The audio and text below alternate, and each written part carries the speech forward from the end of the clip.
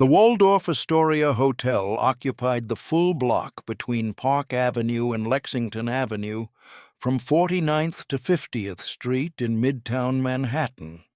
The hotel had opened in 1931 as the largest and most luxurious hotel in the world, with 2,000 guest rooms, a grand ballroom that could accommodate 3,000 people, and Art Deco interiors designed to project wealth, sophistication, and exclusive social status. By November 1947, the Waldorf-Astoria had established itself as the premier venue for New York's elite social events: charity galas, society weddings, corporate celebrations, and political fundraisers that brought together the city's most powerful and wealthy individuals. On the evening of November 18, 1947, at approximately 6:30, Ellsworth Raymond Johnson approached the main entrance of the Waldorf-Astoria on Park Avenue. He was 42 years old, dressed in a tailored black tuxedo, white dress shirt with French cuffs and gold cufflinks, black bow tie, and polished black Oxford shoes. Johnson had purchased the tuxedo specifically for this occasion from a tailor on Lenox Avenue in Harlem who specialized in formal wear for the neighborhood's businessmen and entertainers. The tuxedo fit perfectly, and Johnson's appearance was indistinguishable from that of any other guest arriving for a formal event at the hotel. Johnson was attending the annual Manhattan Business Council Gala, a fundraising event that brought together corporate executives, real estate developers, banking officials, and prominent business owners from across New York City. The gala was held annually to raise money for business development initiatives and to provide networking opportunities for the city's commercial elite. Tickets cost $500 per person, a substantial sum in 1947, equivalent to several weeks' wages for most working people. Johnson had purchased his ticket through an intermediary, a white attorney who sometimes represented Johnson's business interests and who had connections to the Manhattan Business Council. Johnson's attendance at the gala was not purely social. He had business interests that intersected with real estate development in Harlem, and he wanted to establish relationships with developers and business figures who might provide opportunities for investment or partnership. Johnson understood that Harlem's illegal economy in which he operated was inherently limited and vulnerable, while legitimate business relationships could provide both financial diversification and political protection. Johnson entered through the main doors and proceeded toward the hotel's grand ballroom, where the gala was being held.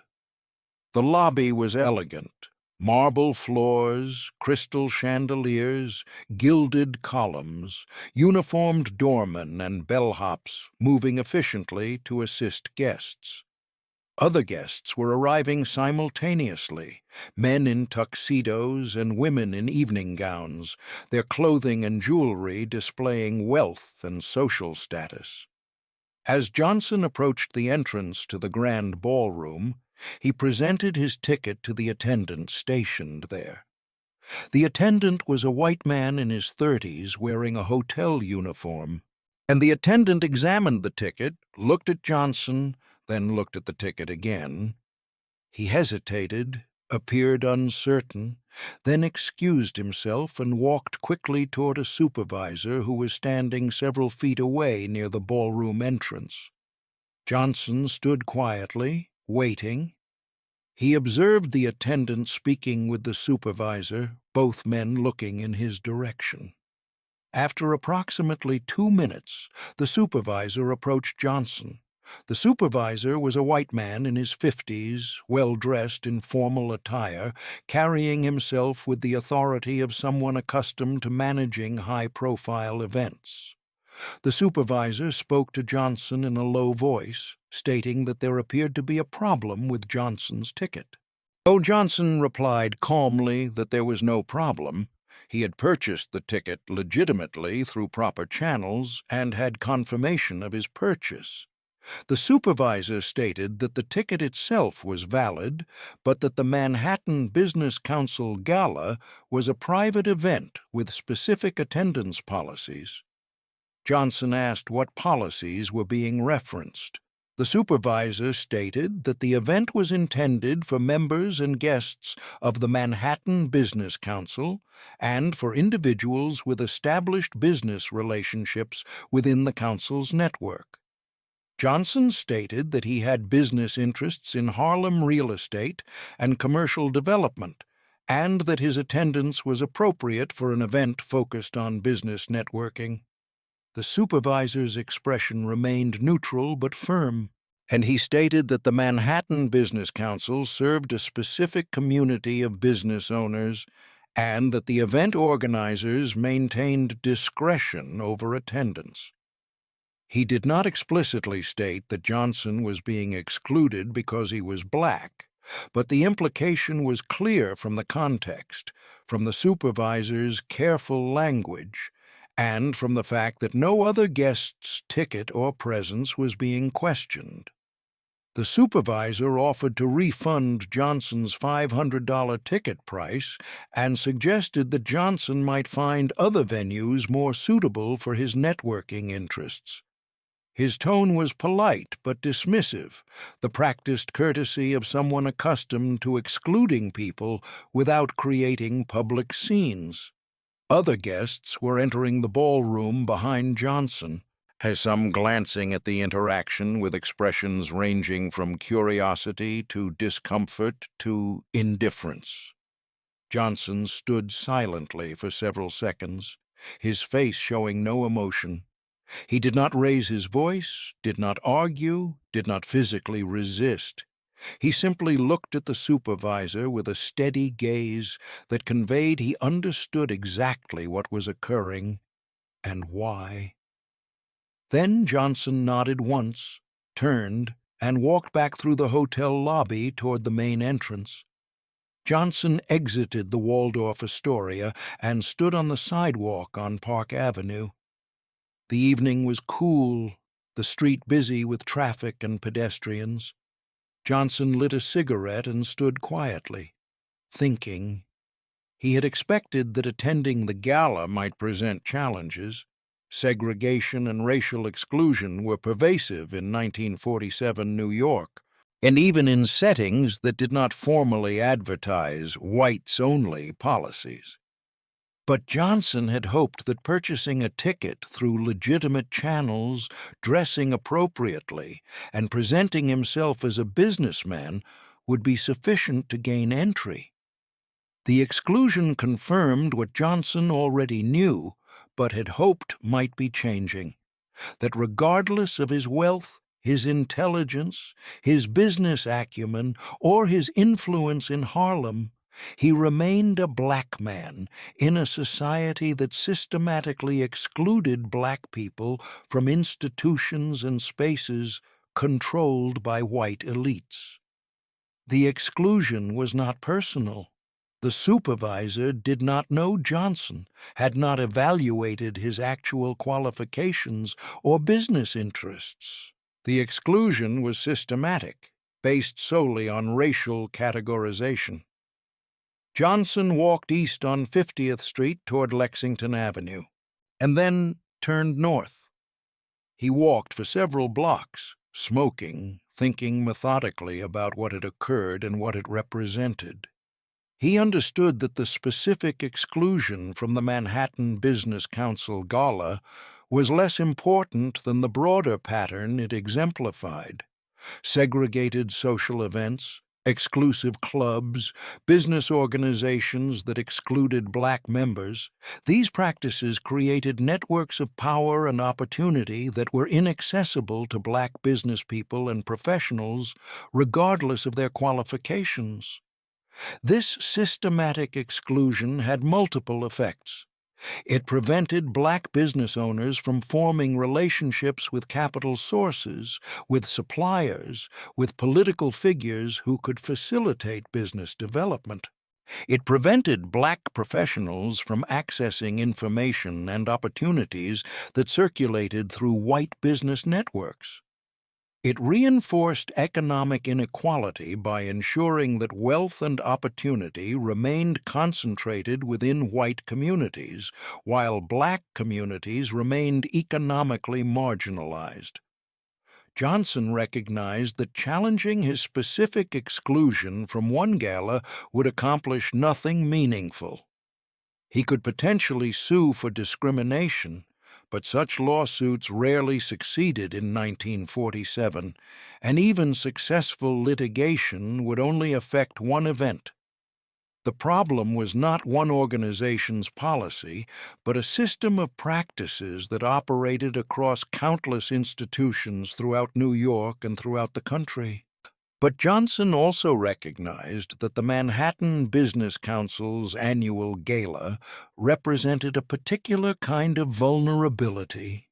The event was prominent, well publicized, attended by powerful figures whose reputations depended on public perception. The event claimed to serve business development and economic opportunity for New York City broadly. If Johnson could demonstrate that the event systematically excluded black business owners and thereby reinforced economic inequality, he could create political and social costs that might force change. Johnson decided to develop a strategy not to force his way into one event, but to challenge the systematic exclusion that the event represented and to create pressure that would compel the Manhattan Business Council and similar organizations to change their practices. This would require documentation, a coalition building, economic pressure, political pressure, and media attention, a multi-directional campaign that would make segregated practices too costly to maintain.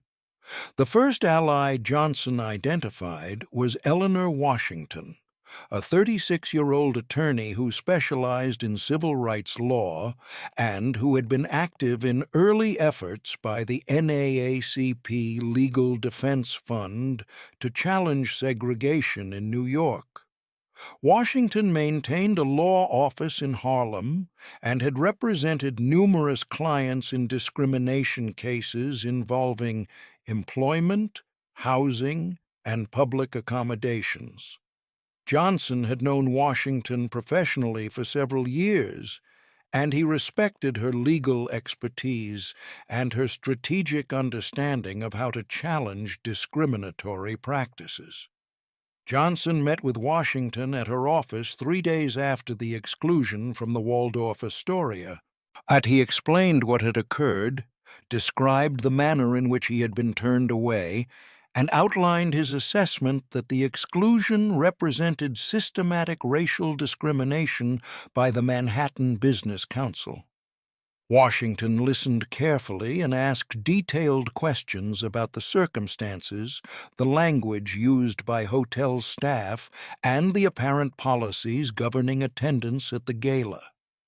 Washington explained that proving discrimination in 1947 was legally difficult because many forms of private discrimination were not clearly prohibited by existing law.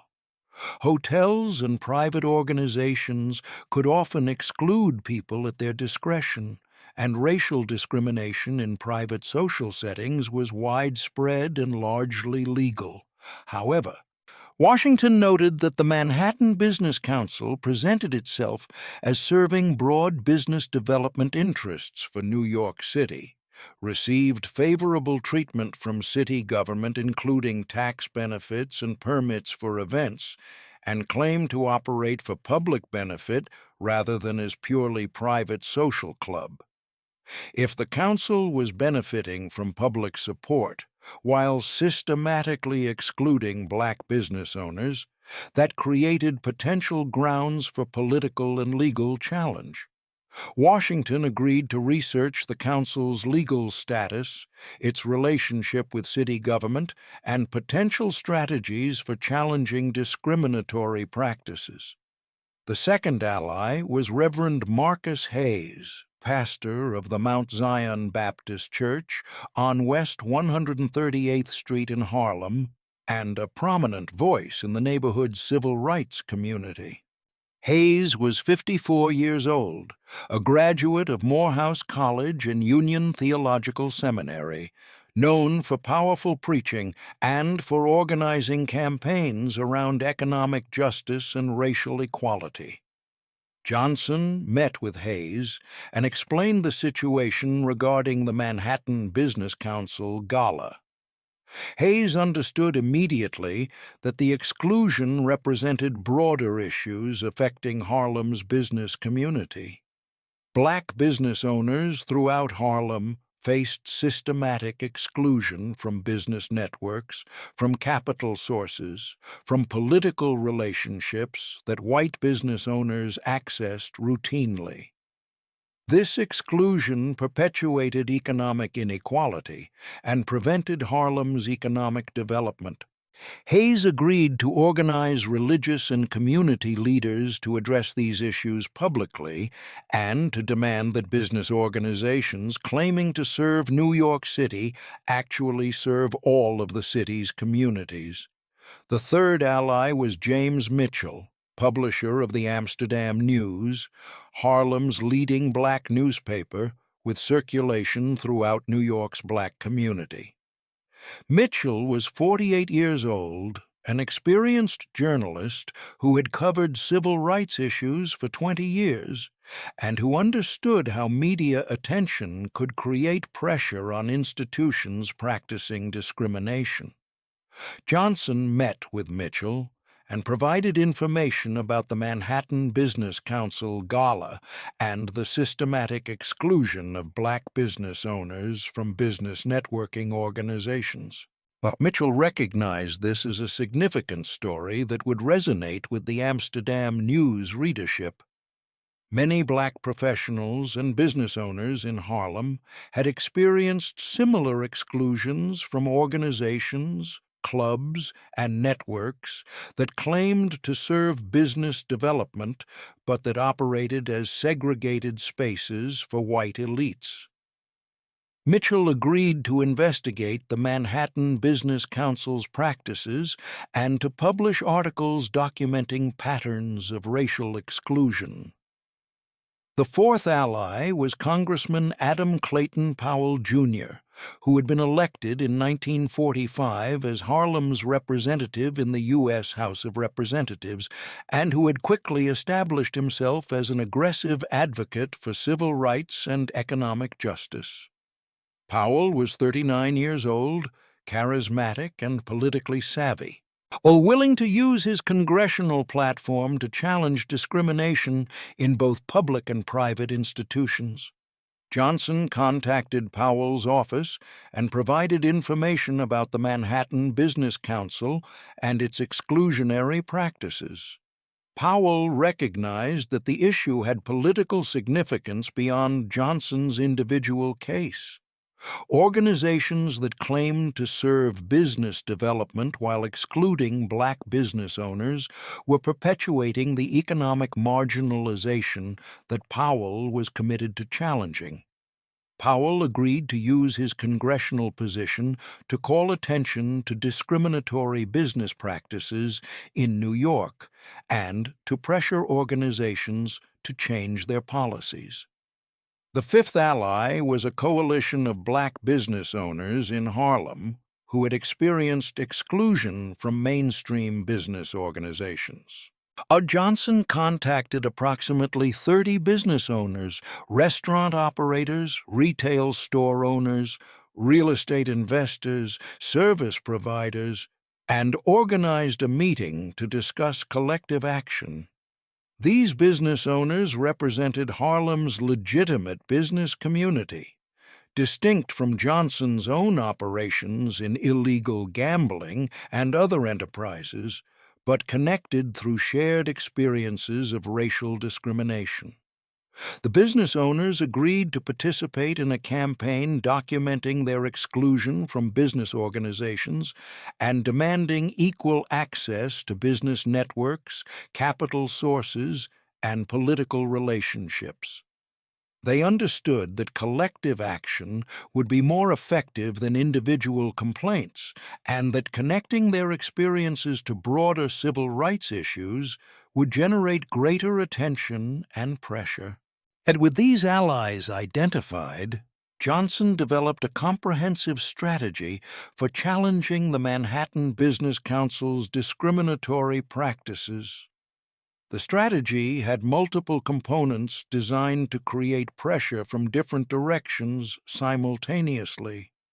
First, Eleanor Washington would file a formal complaint with the New York State Commission Against Discrimination, an agency established in 1945 to address employment discrimination and that had limited jurisdiction over other forms of discrimination. The complaint would document Johnson's exclusion from the gala, would argue that the Manhattan Business Council's practices constituted racial discrimination that violated principles of equal treatment, and would request investigation and enforcement action. While the Commission's authority was limited, the filing of a formal complaint would create an official record and would potentially trigger investigation. Second, Reverend Hayes would organize a series of community meetings at Mount Zion Baptist Church focused on economic discrimination and the exclusion of black business owners from mainstream business organizations. These meetings would bring together religious leaders, business owners, and community members to discuss how systematic exclusion perpetuated economic inequality. The meetings would build public awareness and would demonstrate community support for challenging discriminatory practices. Third, James Mitchell would publish a series of investigative articles in the Amsterdam News documenting the Manhattan Business Council's practices and examining patterns of racial exclusion in business organizations throughout New York.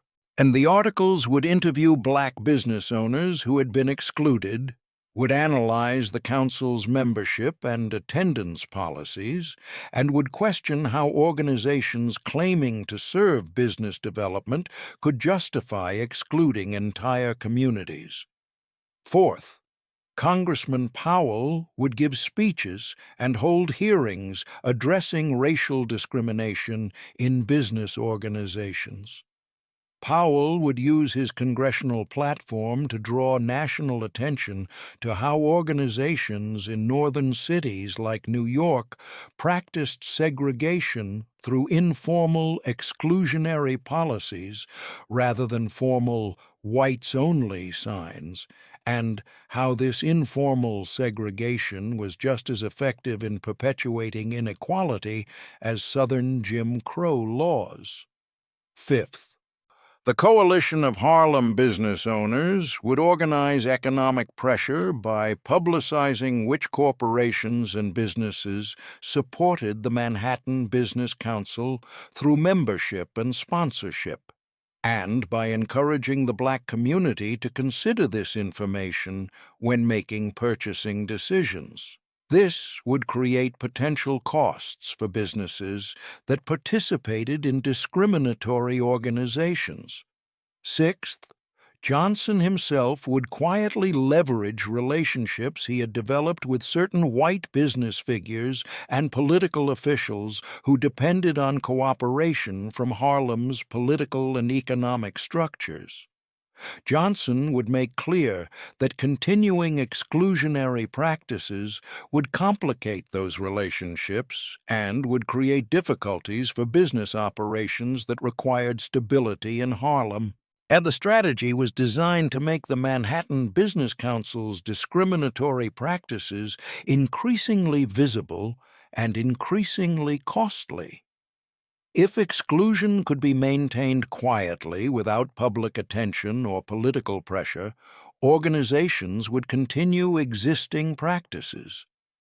But if exclusion generated media coverage, political criticism, community organizing, and economic pressure, the council's leadership would face choices about whether maintaining segregated practices was worth the costs. The execution of the strategy began in late November 1947. Eleanor Washington filed the formal complaint with the New York State Commission Against Discrimination on November 25th. The complaint detailed Johnson's attempt to attend the Manhattan Business Council Gala, described how he had been turned away despite having a legitimate ticket, and argued that the exclusion represented racial discrimination that violated New York's policy against discriminatory practices. The commission received the complaint and assigned it for investigation. The investigation would take months, but the existence of the complaint created an official record and gave Washington leverage to request information about the council's policies and practices. On December 2nd, Reverend Hayes held the first community meeting at Mount Zion Baptist Church. Over 200 people attended, including business owners, professionals, religious leaders, and community activists. Hayes opened the meeting by explaining that black business owners throughout Harlem faced systematic exclusion from business organizations and networks that white business owners accessed routinely. And this exclusion prevented black entrepreneurs from forming relationships with capital sources, from accessing business information and opportunities, and from participating in economic development initiatives. One by one, black business owners described their experiences. A restaurant owner explained that he had tried to join business associations that could provide group purchasing discounts and business insurance, but had been told membership was limited to existing members' referrals, and no existing members would refer black applicants. A real estate investor described attempting to attend industry conferences and networking events only to be turned away or made to feel unwelcome through hostile stares and cold shoulders. And a retail business owner explained that banks would not provide business loans to black entrepreneurs at the same rates offered to white business owners, citing the absence of business relationships and established credit within mainstream business networks. Hayes documented these testimonies and emphasized that the Manhattan Business Council Gala represented a specific example of a broader systematic problem. Organizations that claimed to serve business development while excluding black business owners were perpetuating economic inequality and preventing Harlem's economic advancement. The meeting was covered by the Amsterdam News. James Mitchell attended and took detailed notes. His first article, published on December 6th, described the community meeting and quoted business owners' experiences of systematic exclusion. The article focused specifically on the Manhattan Business Council, noting that the organization held high-profile events attended by New York's business elite, claimed to serve business development for the city, yet apparently operated policies that excluded black business owners. The article raised questions. How could an organization claim to serve New York City business development while excluding significant portions of the city's business community? If the council received benefits from city government, including permits and favorable treatment, did the city have obligations to ensure the council operated without racial discrimination? Were similar patterns of exclusion common in other business organizations throughout the city? On December 10th, Congressman Powell gave a speech on the House floor, addressing racial discrimination in northern business organizations. Powell described how organizations in cities like New York practiced informal segregation that was just as effective as formal Jim Crow laws in southern states. Powell specifically mentioned the Manhattan Business Council as an example of an organization that claimed to serve broad business interests while apparently excluding black business owners.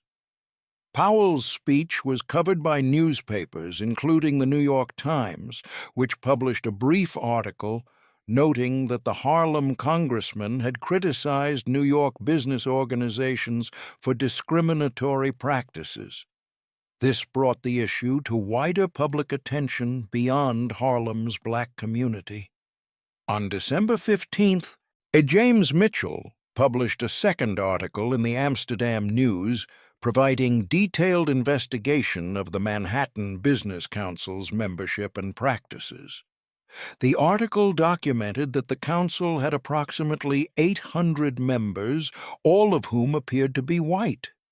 The article noted that the council's events were held at venues like the Waldorf-Astoria with high ticket prices that were affordable to successful business owners, but that no black business owners were observed attending these events.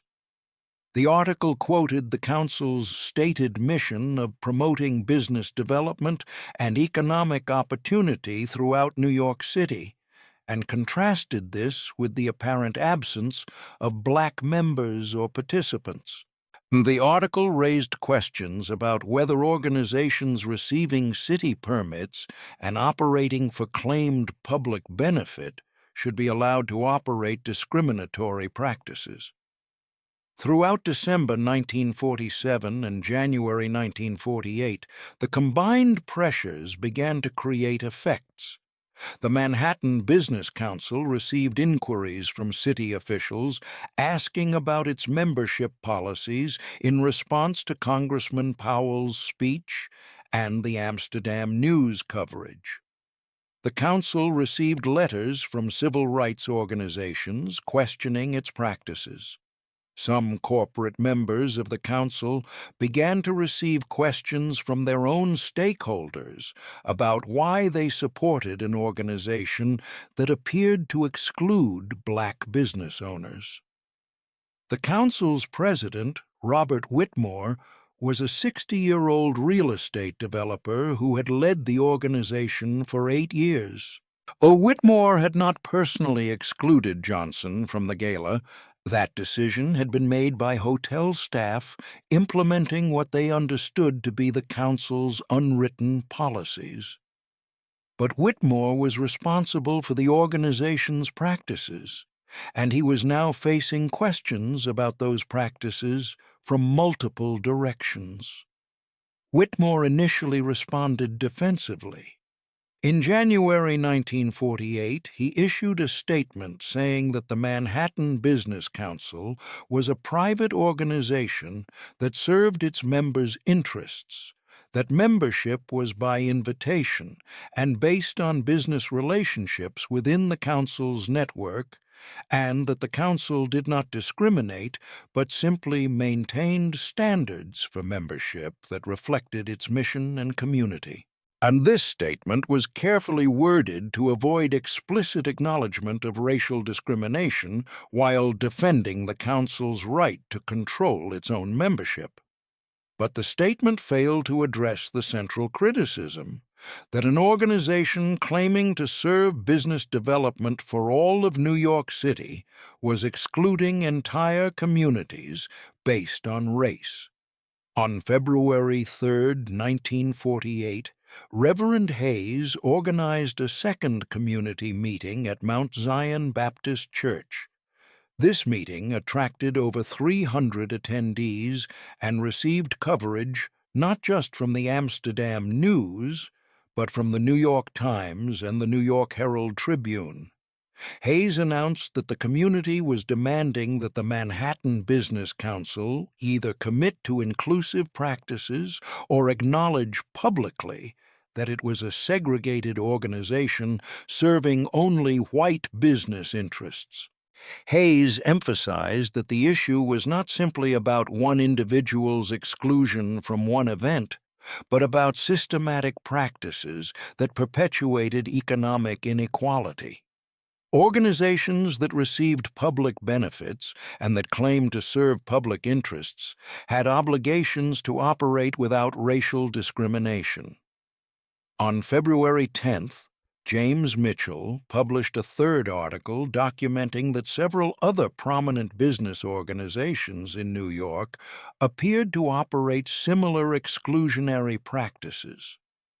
The article suggested that informal segregation in business networks was pervasive and that the Manhattan Business Council case represented a broader pattern requiring systematic attention. On February 18th, Eleanor Washington's investigation through the New York State Commission Against Discrimination produced findings that the Manhattan Business Council's practices raised serious concerns about racial discrimination. While the Commission's authority to compel changes was limited, the Commission's report provided official documentation that the Council's policies appeared discriminatory and that the Council should review its practices. On February 25th, Congressman Powell held a hearing in Washington, bringing together civil rights leaders, business owners, and legal experts to discuss racial discrimination in business organizations. The hearing received national media coverage and highlighted how informal segregation in northern cities perpetuated economic inequality just as effectively as formal Jim Crow segregation in southern states. But by March 1948, the Manhattan Business Council was facing sustained pressure from multiple directions. Media coverage had made the council's practices publicly visible. Political officials were questioning the council's policies. Civil rights organizations were demanding change. Some corporate members were reconsidering their participation due to concerns about their own reputations. The costs of maintaining exclusionary practices were escalating, while the benefits were declining. On March 15th, 1948, Robert Whitmore announced that the Manhattan Business Council was implementing new membership and attendance policies. The announcement stated that the council was committed to serving business development for all of New York City's communities. The council would establish an outreach committee to recruit members from previously underrepresented business communities. The council would review its event policies to ensure that all qualified business owners could attend regardless of background. The council would work with community organizations to build relationships with business owners throughout New York's diverse neighborhoods. The announcement carefully avoided explicit acknowledgement that previous practices had been discriminatory. Whitmore framed the changes as expansion and enhancement of the council's mission rather than as correction of discrimination.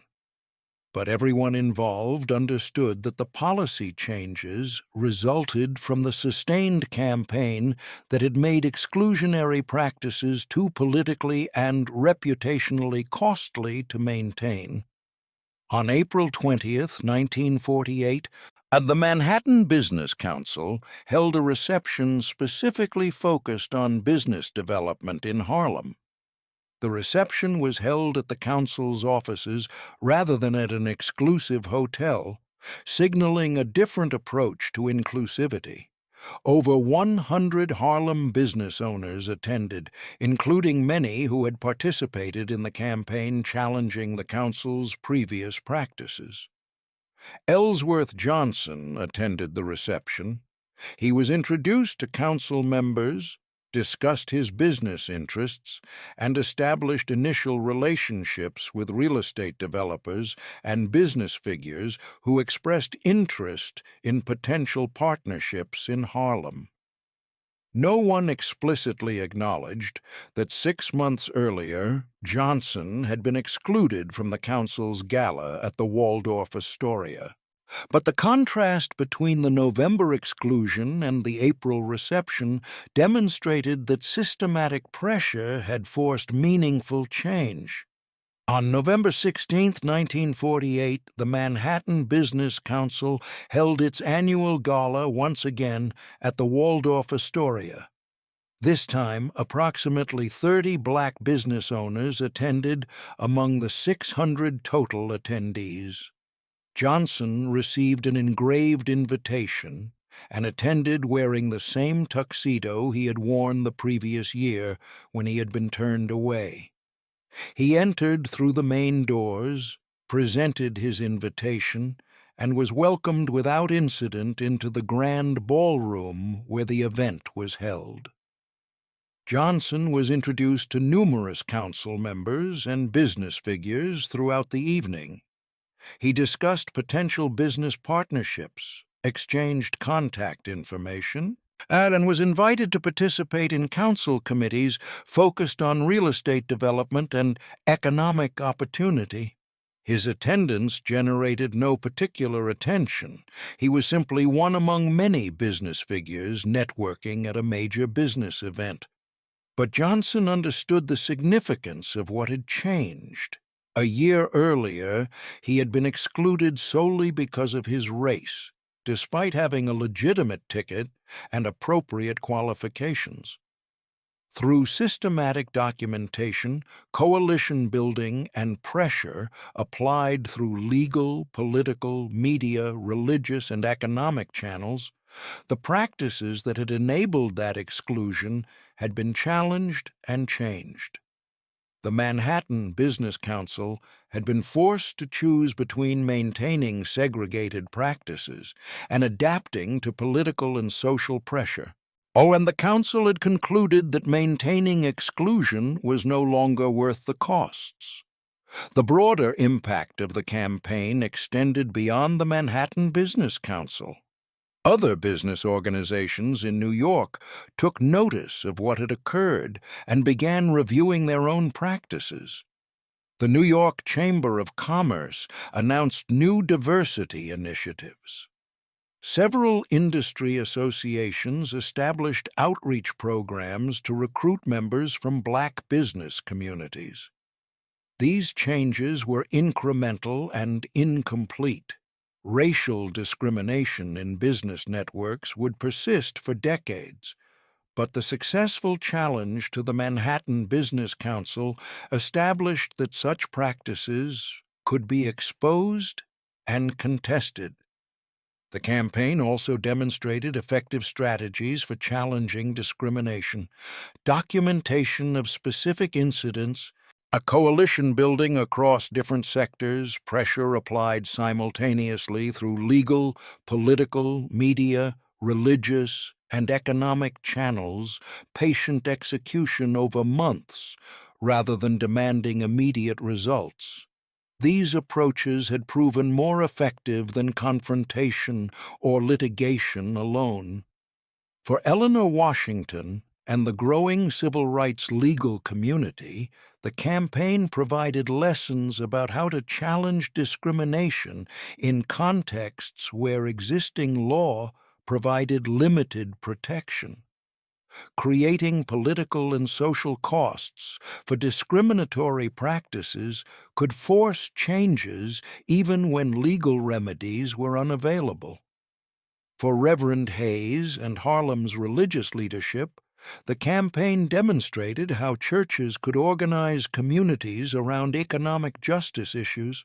At the community meetings had built collective understanding that individual experiences of exclusion represented systematic problems requiring collective action. For James Mitchell and the Amsterdam News, the campaign confirmed the power of investigative journalism to expose discriminatory practices and to create public pressure for change. Mitchell's detailed documentation of the Manhattan Business Council's policies had made informal segregation visible in ways that generated political and social consequences. For Congressman Powell and civil rights advocates in government, the campaign illustrated how political attention could amplify community organizing and media coverage to force institutional change. Powell's congressional speeches and hearings had brought national attention to issues that might otherwise have remained local. For the coalition of Harlem business owners, the campaign demonstrated that collective action could achieve results that individual efforts could not. Business owners who had experienced exclusion as isolated incidents requiring individual acceptance could now understand those incidents as part of systematic discrimination requiring collective challenge. For Johnson personally, the successful campaign enhanced his reputation in Harlem as someone who understood power dynamics and who could organize effective responses to institutional discrimination. Johnson was known primarily for his role in illegal gambling operations and for his relationships with organized crime figures, but the Manhattan Business Council campaign demonstrated strategic intelligence and organizing capacity that exceeded the stereotypes of criminal operators. And the campaign also affected Johnson's own business interests. The relationships he established through the Manhattan Business Council led to legitimate real estate investments in Harlem. Johnson formed partnerships with developers who were interested in commercial projects in the neighborhood, but who lacked the local knowledge and relationships that Johnson could provide. These partnerships generated income and provided some diversification from Johnson's illegal operations. When Bumpy Johnson died in July 1968, 20 years after the Manhattan Business Council campaign, obituaries in Harlem newspapers mentioned not just his criminal career, but also his role in challenging discriminatory business practices. And the 1947 to 1948 campaign was cited as an example of Johnson's strategic intelligence and his understanding that power operated through systems that could be challenged when their costs exceeded their benefits. For historians and scholars who later examined civil rights activism in northern cities during the 1940s and 1950s, the Manhattan Business Council campaign, when documentation could be found, represented an example of how challenges to discrimination occurred not just through dramatic confrontations or landmark legal cases, but through sustained organizing campaigns that combined multiple forms of pressure to force institutional change. The campaign illustrated principles that would become central to civil rights activism in subsequent decades. Discrimination operated not just through explicit segregation laws, but through informal practices that were equally effective in excluding people. Challenging these practices required exposing them publicly, demonstrating their systematic nature, building coalitions that could apply pressure from multiple directions, and creating political and economic costs that exceeded the benefits of maintaining discriminatory practices. The image of Johnson walking into the Waldorf-Astoria in November 1948 and being welcomed rather than excluded, while not accompanied by 50 armed men as later folklore would sometimes embellish, but rather achieved through months of patient organizing and strategic pressure, represented a particular kind of victory. It was not a victory achieved through force or confrontation, but through understanding how institutions make decisions, and how those decisions can be influenced when sufficient pressure is applied through legitimate channels. The story became part of Harlem's collective memory in various forms, sometimes simplified or embellished in retelling. Some versions emphasized Johnson's power and described dramatic confrontations. But those who had been directly involved understood the actual story, that a systematic campaign involving attorneys, ministers, journalists, politicians, and business owners had forced a prestigious business organization to change discriminatory practices that had seemed permanent and unassailable. The essential lesson was not that one individual had defeated discrimination through personal power, but that strategic organizing, coalition building, and sustained pressure could force institutional change even when institutions appeared to operate from positions of unassailable authority. The Manhattan Business Council had believed it could maintain segregated practices indefinitely because such practices were standard throughout New York's elite institutions. But when those practices became politically visible, publicly documented, and reputationally costly, the institution adapted.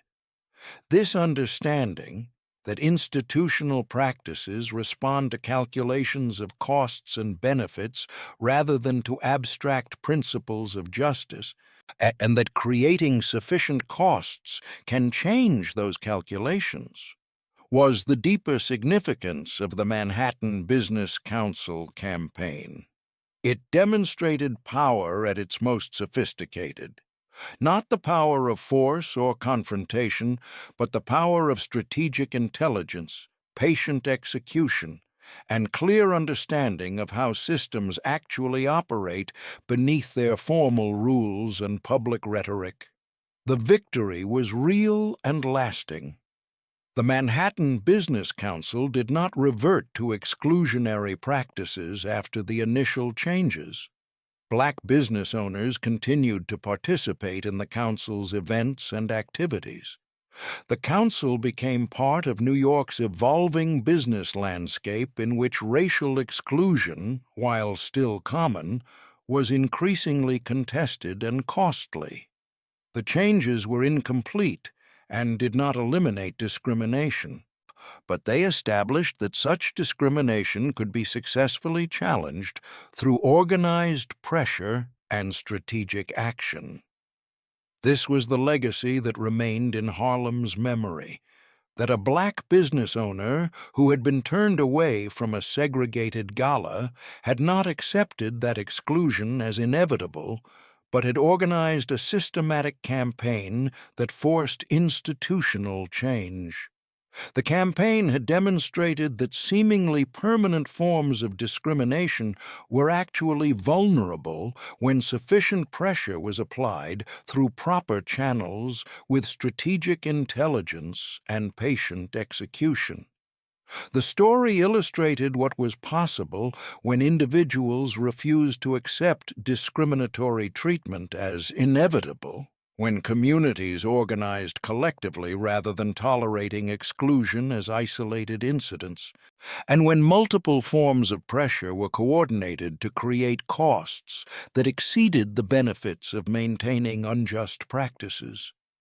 These principles would guide civil rights activism for decades to come, as communities throughout the country challenged the systematic discrimination that operated through informal practices and institutional policies rather than through explicit segregation laws.